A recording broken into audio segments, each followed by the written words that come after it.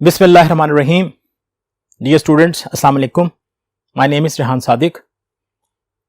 बेटा, कल हमने कुछ एंट्रीज का प्रोसेस, रेजोल्यूशन का प्रोसेस में कुछ एंट्रीज सीखी थी।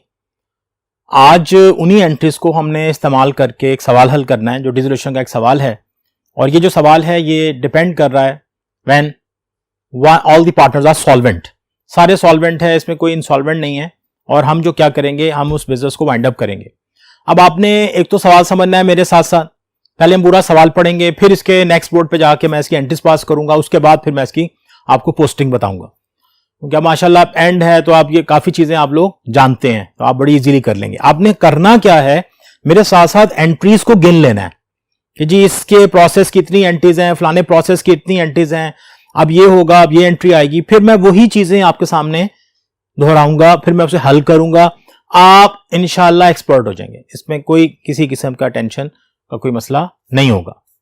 तो अब चलते हैं अपने लेक्चर की तरफ और हम जाके उसे समझते हैं। पहले सवाल पढ़ते हैं, फिर देखते हैं सवाल में क्या लिखा हुआ है, बैलेंस शीट में क्या क्या इंफॉर्मेशन है, और फिर एडजस्टमेंट में क्या क्या है, और हमारी कितनी एंट्रीज पास होंगी। मैं आपको साथ साथ बताता जाऊंगा। आपने इसको मेमोराइज किया हुआ होगा, आप मुझे समझ जाएंगे।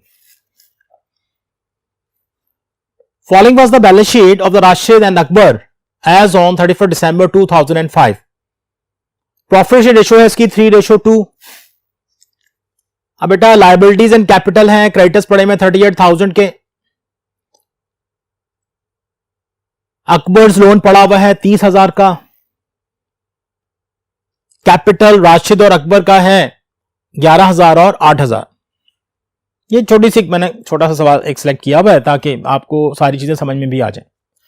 उसके बाद कैश इन हैंड है हमारे पास 19,000, डेटर्स हैं हमारे पास 20,000 के, स्टॉक पड़ा हुआ है 44,000, फर्नीचर जो है वो 4,000 का। ये एक बैलेंस शीट का फॉर्मेट है आपके सामने। ये उसने आपको सारी इंफॉर्मेशन दे दी कि आपके बैलेंस शीट में क्या क्या चीजें मौजूद हैं। क्लियर हो गया। अब चलते हैं एडजस्टमेंट में क्या लिखा है। एसेट्स रियलाइज्ड, स्टॉक इतने का बिक गया। रियलाइज का मतलब होता है किसी चीज को बेचकर पैसे ले लेना। डेटर्स हमारे उसके इतने पैसे रिकवर हुए हैं, और फर्नीचर के हमारे 4,500 रुपए मिले हैं। डिसोल्यूशन एक्सपेंसेस हैं 1,100 रुपए के, और क्रेडिटर्स वर पेड 5% लेस। इसका मतलब है जो क्रेडिटर्स की अमाउंट थी 38,000 वो 5% कम पे अदा की गई है। इसका मतलब हमें कुछ पैसे बच गए होंगे। ये तो क्वेश्चन है। अब सवाल यह है कि अब हमने इसकी रिक्वायरमेंट से देखना है कि हमें बनाना क्या है। Pass the journal entries for the dissolution process and prepare realization account, capital account and cash account. Last time आपसे बात हुई थी कि यही मेन 3 चीजें हैं हम जिस पे ये काम कर रहे होते हैं। रियलाइजेशन प्रोसेस करेंगे, एसेट्स को बेचेंगे, लायबिलिटीज की पेमेंट करेंगे, उसके बाद हमारे पास प्रॉफिट या लॉस आएगा, फिर कैपिटल अकाउंट बनाएंगे, उनको देखेंगे, उनकी पेमेंट्स वगैरह करेंगे, और उसके बाद कैश अकाउंट बना के हम इसे फाइनलाइज चेक कर लेंगे। अगर हमारा कैश अकाउंट टैली है इसका मतलब हमारा क्वेश्चन बिल्कुल ठीक है। तो अब आपने बाकायदा तौर पर कुछ फिगर्स को मेमोराइज करने की कोशिश करनी है, या याद रखना है कि मैं कौन सी एंट्रीज क्या पास करूंगा, किसकी पास करूंगा। तो पहली एंट्री हम करेंगे बैलेंस शीट से, इस हिस्से से। और वो पहली एंट्री किसकी थी, मैंने बताया था एसेट्स की थी। बेटा एसेट्स देखो, आपने किन एसेट्स को ट्रांसफर करना है, तो आपने डेटर्स को करना है, स्टॉक को करना है, फर्नीचर को करना है, कैश को नहीं करना। अगर आपको याद हो, कैश था, बैंक था, प्रोविजन फॉर बैड डेट्स था, वो सवाल में फिलहाल नहीं है, इसको आपने ट्रांसफर नहीं करना। बाकी आपने सारे एसेट्स को ट्रांसफर कर देना है। अब क्या होगा, जब हम इसको ट्रांसफर करेंगे तो हम उसकी एंट्री क्या पास करेंगे, realization account debit, debtors account credit, stock account credit, furniture account credit. ये 3 अकाउंट क्रेडिट होंगे, और इन तीनों का जो अमाउंट का जो सम है वो रियलाइजेशन अकाउंट के आगे लिखा जाएगा। इसके बाद एसेट्स ट्रांसफर होगा। अब हम आएंगे लायबिलिटीज की तरफ। हमने थर्ड पार्टी लायबिलिटीज ट्रांसफर करनी थी, क्योंकि सवाल बड़ा छोटा सा बनाया हुआ है, आप बहुत इजीली पिक कर लेंगे। इस वक्त मेरे पास एक ही लायबिलिटी है, वो कौन है, क्रेडिटर। कौन है बेटा, क्रेडिटर्स। ये मैंने बताया था अकबर का लोन है, ये हम ट्रांसफर नहीं करते, डायरेक्ट पे करते हैं, इसलिए हम क्रेडिटर्स को सिर्फ ट्रांसफर करेंगे। जब क्रेडिटर्स को ट्रांसफर करेंगे तो क्रेडिटर क्योंकि क्रेडिट होता है, उसका बैलेंस भी क्रेडिट होता है, जब उसे ट्रांसफर करेंगे बेटा वो खत्म हो जाएगा, तो हम उसे क्या करेंगे, हम उसे डेबिट कर देंगे और रियलाइजेशन अकाउंट को क्रेडिट कर देंगे। ले जी, 2 एंट्रीज आपके सामने आ गई। अब आपको याद होना चाहिए, पहली एंट्री थी एसेट को ट्रांसफर करने की, दूसरी एंट्री थी किसको, लाइबिलिटीज को ट्रांसफर करने की। अब जरा जहन पे जोर डालें, अगर आपने उसे लिखा हुआ है तो तीसरी एंट्री किसकी थी? वो था जी if any asset is taken over by a partner. और तीसरी एंट्री से हम जाते थे एडजस्टमेंट में। कहां जाते थे हम? एडजस्टमेंट से हम काम शुरू करते थे। अब बेटा एडजस्टमेंट में मैंने जाके देखा क्या मुझे एसेट कोई पार्टनर लेके जा रहा है, इसकी कोई इंफॉर्मेशन है? देखो ना, आपने कोई एक चीज स्टैंडर्ड बनानी है, आपने कोई एक चीज स्टैंडर्ड बनानी, मैंने आपको एंट्रीज का स्टैंडर्ड दे दिया।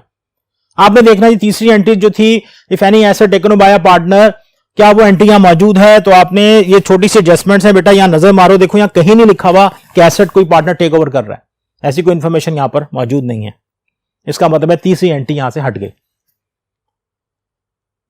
चौथी entry if any liabilities taken over by a partner, तो यहां पे कोई भी लायबिलिटी टेक ओवर नहीं की जा रही, कोई भी लायबिलिटीज टेक ओवर नहीं की जा रही। देख लें, यही नहीं लिखा कि आपने क्रेडिटर कोई पार्टनर लेके जा रहा है, तो ये इसका मतलब है चौथी एंट्री भी हट गई। अब हम डायरेक्ट आ गए, अगर आपको याद हो, पांचवी एंट्री का जो ताल्लुक था वो सेल ऑफ एसेट से था। किससे था? सेल ऑफ एसेट था, यानी कि जब हम एसेट्स बेच के पैसे लेंगे उसकी इंफॉर्मेशन हम देखते हैं। मतलब एसेट रियलाइज हो रहे हैं, तो ये बेटा एसेट रियलाइज हो रहे हैं, आपके पास स्टॉक है, डेटर है और आपके पास फर्नीचर है। अगर आप चाहें तो इनकी वैल्यू को कैलकुलेट कर लें हम।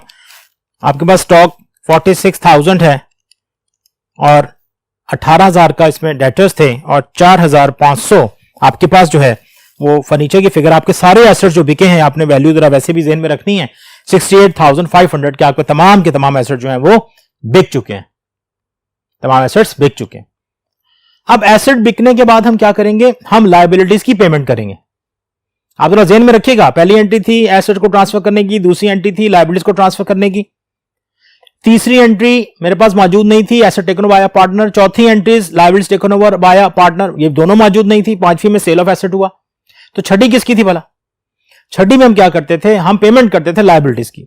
अब बेटा ये बात याद रखनी है, क्रेडिटर्स यहां मेंशन हो या ना हो, यानी कि थर्ड पार्टीज लायबिलिटीज का यहां सवाल में जिक्र किया जा रहा हो या ना हो, आपने पे करनी है, क्योंकि बिजनेस वाइंड अप हो रहा है। हमने कल थ्योरी में भी देखा था कि जी हम जब पेमेंट करते हैं तो हम पहले एसेट्स को बेचते हैं, फिर लायबिलिटीज की पेमेंट करते हैं, फिर सेटलमेंट करते हैं कैपिटल अकाउंट्स की, तो लायबिलिटीज हर हालत में पे होंगी। अब क्या होगा? क्रेडिट डिसोल्यूशन एक्सपेंसेस तो मौजूद है मेरे पास 1100 रुपए के, क्रेडिटर्स 5% लेस, तो बेटा क्रेडिटर्स की वैल्यू थी 38,000, आप इसका 5% लेंगे जो कि 1900 रुपए बनेगा, इसमें से माइनस कर देंगे, तो ये मेरे पास जो फिगर आ रही है वो आ रही है 36,100। अगर मैं इसमें 1100 रुपए ऐड कर दूं तो ये 37,200 की जो अमाउंट है ये मुझे पे करनी है। 37,200 की अमाउंट जो है ये मुझे पे करनी है। ये होगी 6 एंट्रीज हो गई। अब आप याद कीजिएगा 6 एंट्री हो जाएं तो हम क्या करते हैं? हम बनाते हैं रियलाइजेशन अकाउंट। हम क्या बनाएंगे बेटा? रियलाइजेशन अकाउंट बनाएंगे, उसका प्रॉफिट या लॉस आएगा, फिर मैं उसकी एंट्री पास करूंगा। तो कल जब हमने एंट्रीज की थी, यानी कि लास्ट लेक्चर में जब बात हुई थी, तो वहां पर पहले मैंने रियलाइजेशन एंट्रीज के साथ ही रियलाइजेशन अकाउंट बनाया था, और रियलाइजेशन अकाउंट बनाने के बाद मैंने साथ ही उसकी प्रॉफिट की एंट्री कर दी थी। लेकिन अब जब मैं एंट्रीज पास करूंगा तो पहले मैं 6 एंट्रियों तक रुकूंगा, फिर मैं रियलाइजेशन अकाउंट बनाऊंगा, और रियलाइजेशन अकाउंट बनाने के बाद फिर मैं आगे जो है फर्दर एंट्रीज पास करूंगा, उसके प्रॉफिट की या उसके लॉस की। जब प्रॉफिट या लॉस की एंट्रीज पास हो जाएगी, उसके बाद हमारा जो अगला स्टेप होगा उसमें हम क्या करेंगे? हम कोई रिजर्व देखेंगे। अगर आपको याद हो तो इस सवाल में भी रिजर्व मौजूद नहीं है।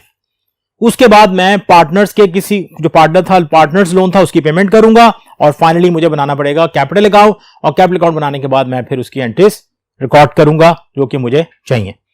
अब बेटा एंट्रीज कैसे रिकॉर्ड होंगी, इसके लिए चलते हैं हम इसके नेक्स्ट बोर्ड पर, और वहां जाके कुछ एंट्रीज को रिकॉर्ड करते हैं। तो आए चलें इसके नेक्स्ट बोर्ड पर। ले बेटा अब हमने एंट्रीज को रिकॉर्ड करना है। अब एंट्रीज को साथ साथ रिकॉर्ड करने के मैं आपको बताया था, जब मैं 6 एंट्रीज तक पहुंचूंगा फिर मैं अपना बोर्ड दोबारा शिफ्ट करूंगा, मैं आगे जाऊंगा और आगे जाकर मैं रियलाइजेशन अकाउंट में पोस्टिंग करूंगा, फिर रियलाइजेशन अकाउंट का प्रॉफिट या लॉस लेके मैं दोबारा इधर आपके सामने इधर आऊंगा, बाकी एंट्रीज पास करेंगे, फिर हम दोबारा उधर जाएंगे, और जाने के बाद हमने कैपिटल अकाउंट को फाइनल करेंगे ताकि आपको आइडिया हो जाए कि सवाल कैसे किया जाएगा। तो अब देखें, आपको क्वेश्चन याद होगा कि सबसे जो पहली एंट्री थी बेटा हमारे पास, वो हमने क्या करनी थी? हमने एसेट्स को ट्रांसफर करना था रियलाइजेशन अकाउंट में, तो आपकी जो एंट्री बनती थी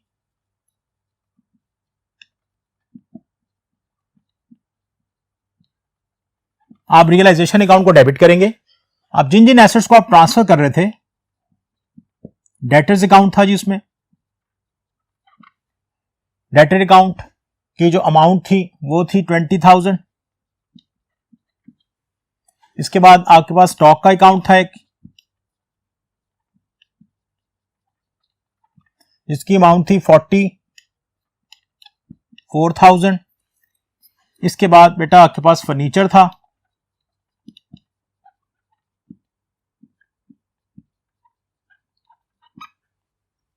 इसकी अमाउंट थी 4,000।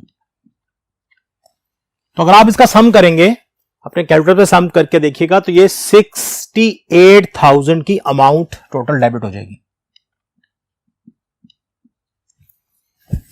अब नरेशन फिर एज यूजुअल बेटा वो जगह का इशू है, तो नरेशन यही है, एसेट्स को आप ट्रांसफर कर रहे हैं रियलाइजेशन अकाउंट में, यानी कि assets are transfer to realisation account. Name देने की जरूरत नहीं होती, बस assets transfer to realisation account. तो मैं इस एंट्री को यहां पे ब्रेक कर रहा हूं अगली एंट्री पास करने के लिए। फर्स्ट एंट्री होगी, कहां से की हमने, बैलेंस शीट को देख के की। सेकंड एंट्री जो आप पास करेंगे वो लायबिलिटीज को ट्रांसफर करने की थी। आपको याद होगा क्रेडिटर्स थे 38,000 के आपके पास, अब मैं उनको ट्रांसफर करूंगा, क्रेडिटर्स क्योंकि क्रेडिट होते हैं, जब मैं ट्रांसफर करूंगा तो वो डेबिट हो जाएंगे।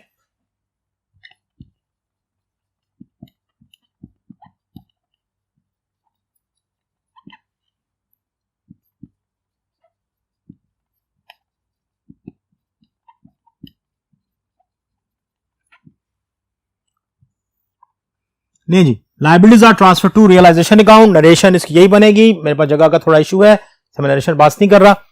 इसके बाद इसकी जो अमाउंट थी दैट इज 38,000।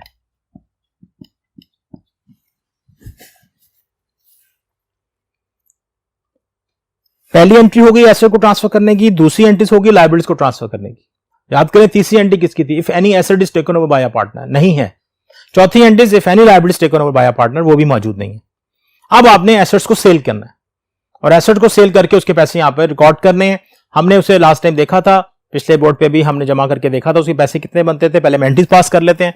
जब एसेट्स को आप सेल करेंगे बेटा, तो आप एंट्री पास करेंगे cash account debit and realization account credit. Assets were sold, तमाम के तमाम एसेट जो थे वो 68,500 के आपने सेल किए थे।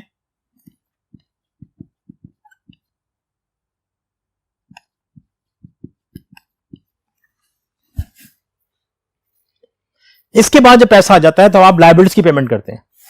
अब जब लायबिलिटीज की पेमेंट करेंगे तो लायबिलिटीज की और डिसोल्यूशन एक्सपेंसेस की तो एंट्री होगी बेटा realization account debit and cash account credit. Payment of dissolution expenses and real और क्रेडिटर्स की हमने अमाउंट को पे कर दिया। जो टोटल अमाउंट आपके पास बनेगी वो 37,200 थी।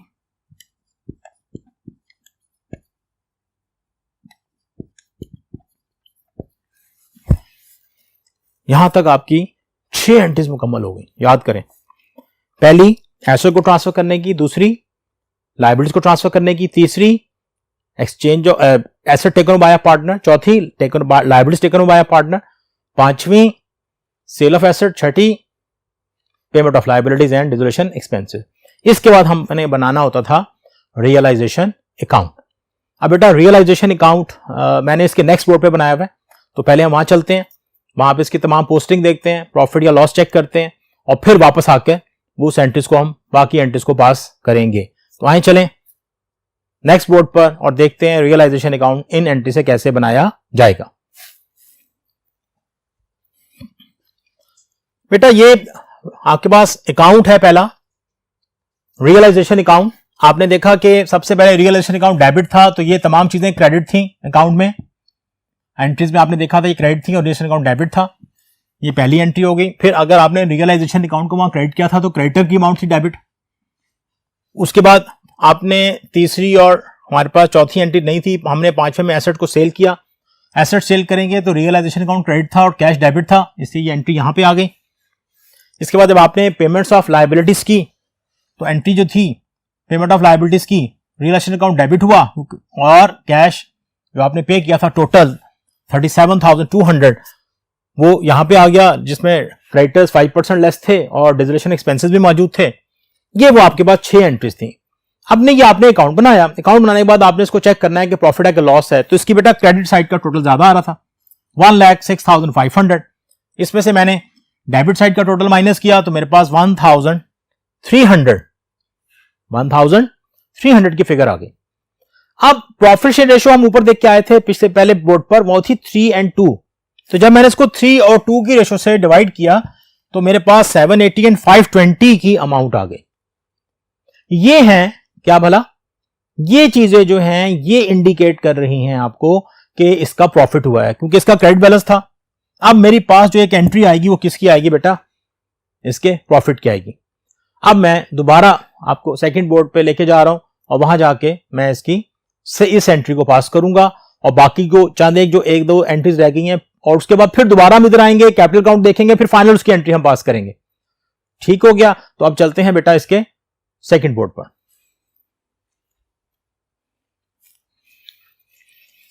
ले जी, हमने अभी अकाउंट देखा। अकाउंट देखने के बाद जो है अब आपने उसके प्रॉफिट की एंट्री को पास करना है। जब रियलाइजेशन में प्रॉफिट होगा तो कैपिटल अकाउंट बढ़ जाएंगे।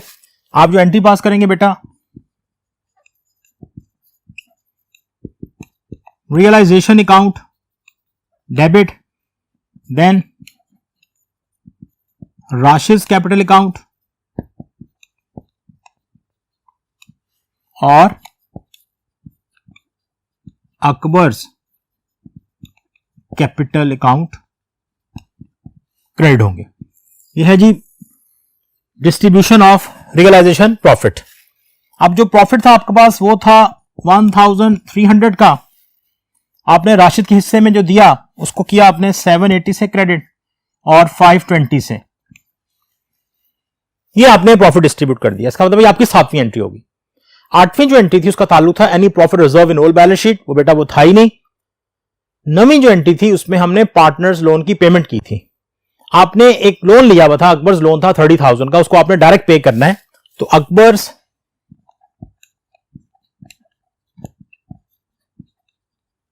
Loan account debit and cash account credit.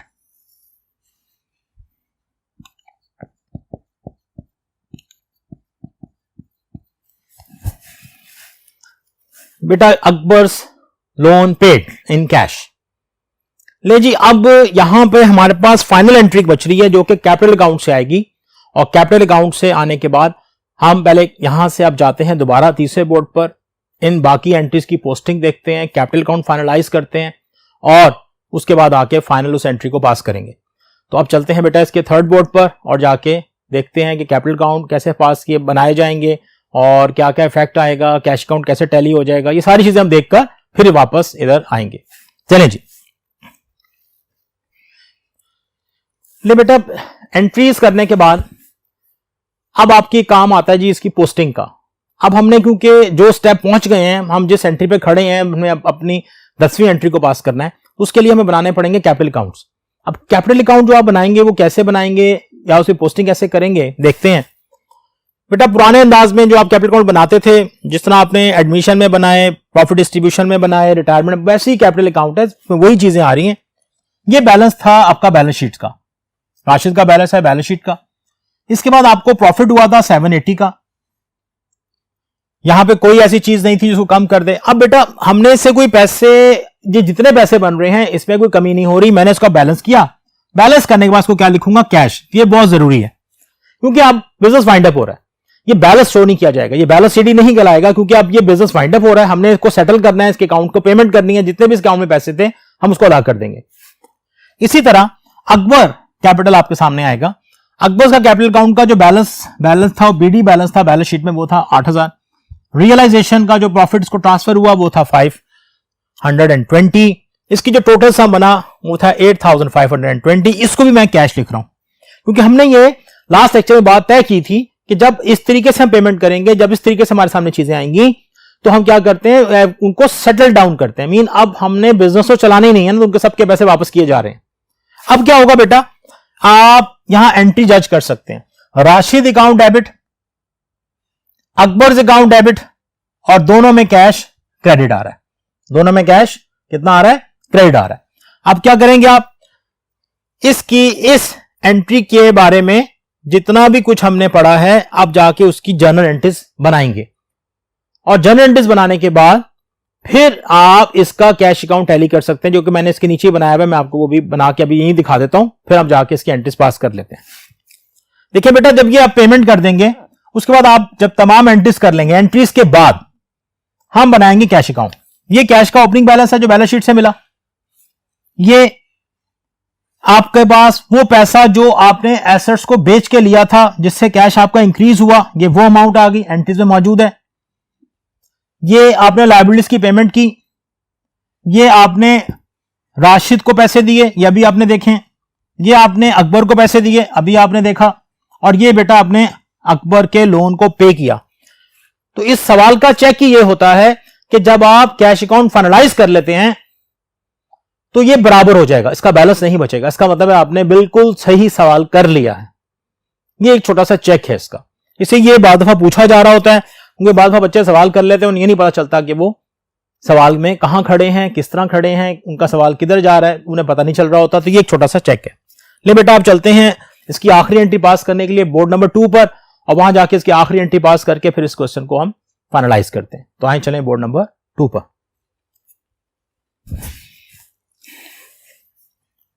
नहीं जी, अब क्वेश्चन का 10वीं एंट्री मैं पास करने जा रहा हूं। हमने थर्ड बोर्ड पे देखा कि कैपिटल अकाउंट बनाए, हमने कुछ पेमेंट की। अब पेमेंट करेंगे तो जाहिर है कैपिटल अकाउंट कम हो जाएंगे। तो राशिद था,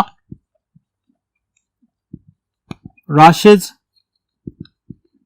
capital account, then Akbar's capital account debit किया मैंने, और कैश अकाउंट को मैंने क्रेडिट कर दिया। अब जो मैंने राशिद को पेमेंट की 11,780 रुपए थे, 8,520 रुपए थे, और टोटल इसका आ गया 20,300। बेटा यहां पे ये एंट्रीज थी।